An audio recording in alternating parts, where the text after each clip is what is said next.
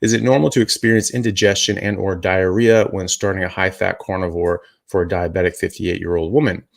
Shall I abstain from taking supplements right now? Well, it depends on the supplements. You certainly shouldn't stop taking your diabetes medication or any other prescribed medication until it's actually important. It's actually required to. So if you're taking medication that will lower your blood sugar or blood pressure or whatever, and you're still at normal levels, you should stay on those things. If those start coming down to subnormal levels, that's when you start talking to your doctor about, hey, maybe I should, I'm dieting, exercising, and do all these sorts of things.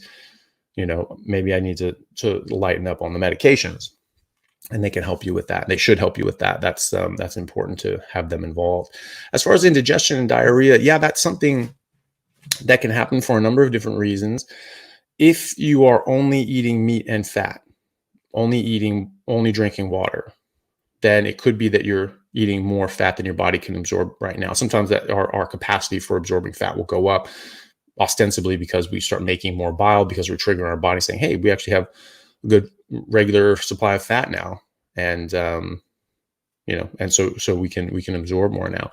But most commonly, what people that are experiencing diarrhea and indigestion is because they're eating a lot more meat and a lot more fatty meat and a lot less of all the other things, but they're still including some things, maybe, some vegetables, some fiber, but really more commonly coffee. A lot of people still drink coffee and tea. Both of those are laxatives, right? And maybe they're using artificial sweeteners, usually in the coffee and tea, right? Those are also laxatives. Stevia, erythritol, certainly xylitol, sorbitol, all the sugar alcohols, even ones that are natural.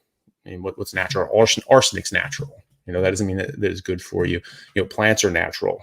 99.9% of them will kill you if you eat them, right? So the so-called natural sugars and natural sweetener as well, right? And we're avoiding that. So if you are using any sort of artificial sweeteners, I would stop those immediately. If you are drinking any coffee or tea, I would stop those immediately. And then if you are only eating meat, only drinking water, and you're still getting, indigestion or loose stools, it could be that you're eating more fat, or more particularly rendered fat, like adding tallow or sometimes butter. And, dairy can cause GI issues for some people as well. And some people have a bit more of a problem with rendered fat. So it's liquid and it can just sort of go through you a bit faster. Whereas the cellular fat that's in the tissue of the animal, right, in the meat that you're eating, that's trapped up in cells, you're chewing that up, it's sort of squishing, breaking up those cells, your stomach acid's breaking them down, all the different, pepsin and lipase and all these sorts of things are starting to work on those as well. And it just takes, it's like a slow release capsule, right? And so the fat is released a bit more slowly, and then our body's able to absorb that a bit better.